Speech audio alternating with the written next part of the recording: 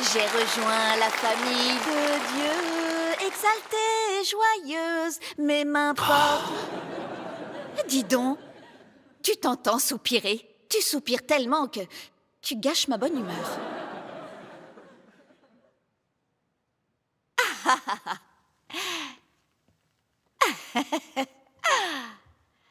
Observez un modèle d'amertume.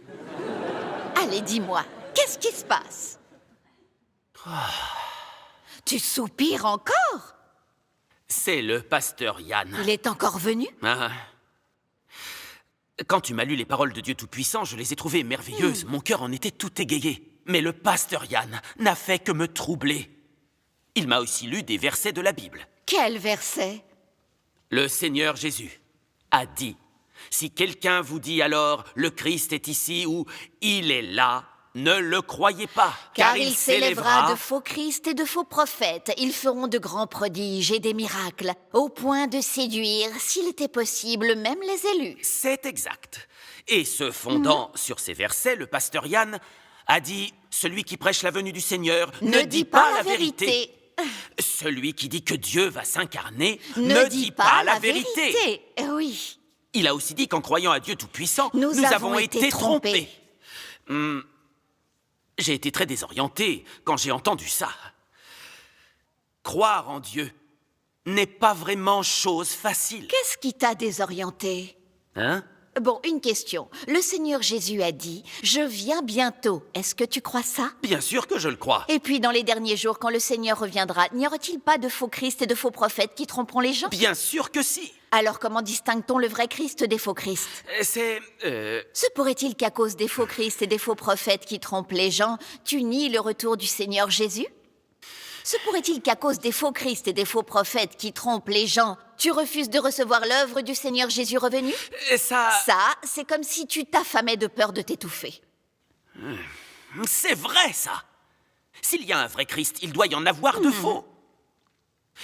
Donc, comment distingue-t-on le vrai des faux? Le Seigneur Jésus a clairement dit, au milieu de la nuit, on cria, « Voici l'époux, allez à sa rencontre ». Et aussi dans Jean 10, verset 27.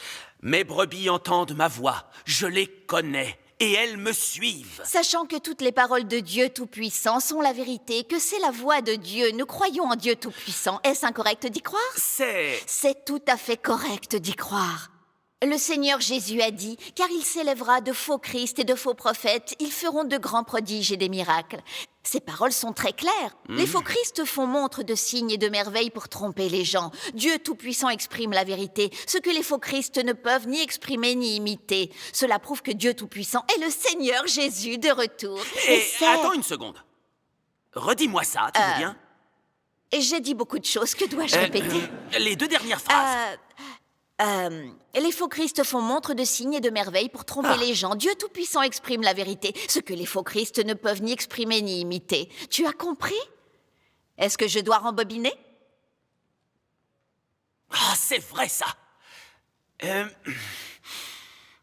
Le seul qui puisse exprimer la vérité est le Christ. Ça doit être vrai.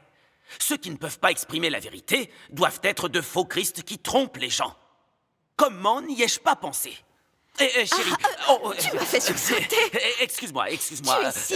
Vas-y, continue. Dieu Tout-Puissant vient dans les derniers jours, mais il ne montre pas de signes ni de miracles. Au lieu de ça, il parle et s'exprime pour proférer la vérité. Et tous ceux qui sont capables de comprendre peuvent déterminer, d'après les paroles de Dieu Tout-Puissant, que l'esprit de la vérité, que le Seigneur Jésus avait annoncé, est déjà apparu et a commencé son œuvre. Aucun esprit mauvais et satanique ne pourrait imiter ces choses. Alors dis-moi, est-ce que Satan détient la vérité? Bien sûr que non. Est-ce que Satan peut exprimer la vérité? Évidemment que non. Alors si tu comprends cela, comment peux-tu être trompé? N'est-ce pas vrai? Quand tu l'exprimes comme ça, je comprends mieux. Le seul qui puisse exprimer la vérité est le Christ.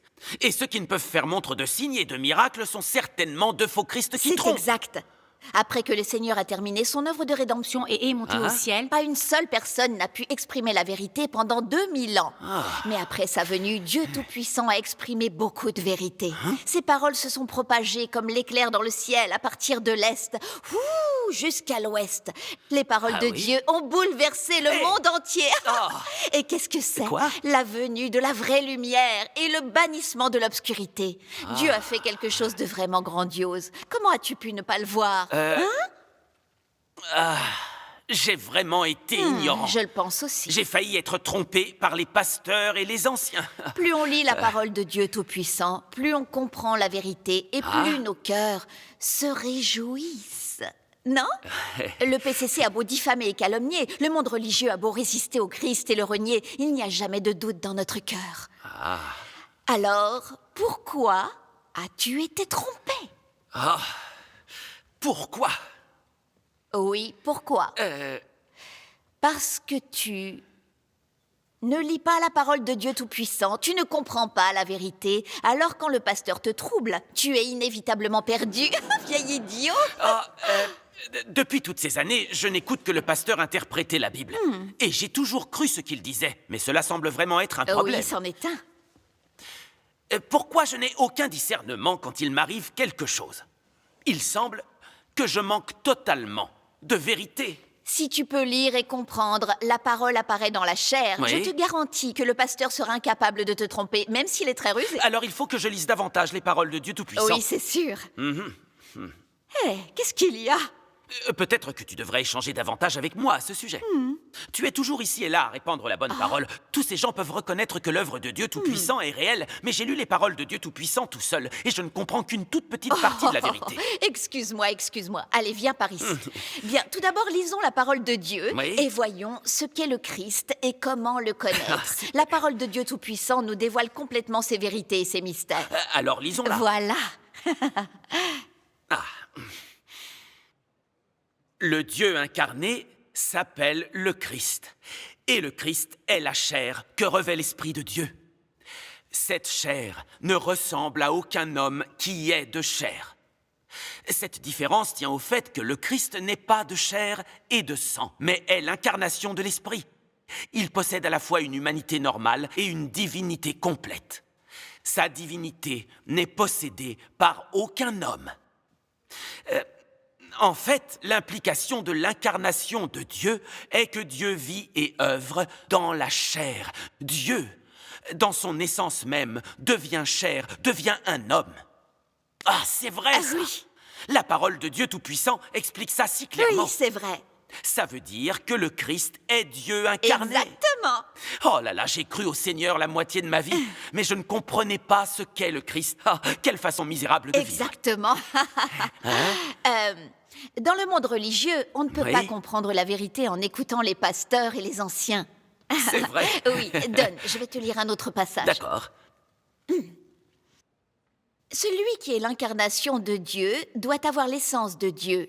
Et celui qui est l'incarnation de Dieu doit avoir l'expression de Dieu.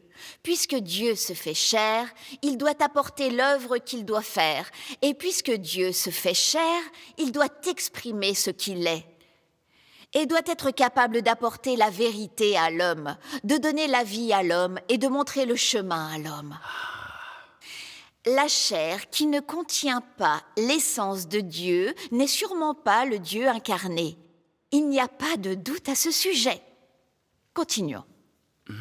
Pour savoir si c'est la chair du Dieu incarné, l'homme doit le déterminer à partir du tempérament qu'il exprime ainsi que par ses paroles. Autrement dit, l'on devrait s'appuyer sur son essence pour savoir si oui ou non c'est la chair de Dieu incarnée et si oui ou non c'est le vrai chemin.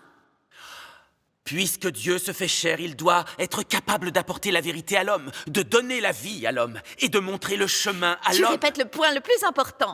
Question. Pourquoi le Christ peut-il exprimer la vérité et donner la vie aux gens?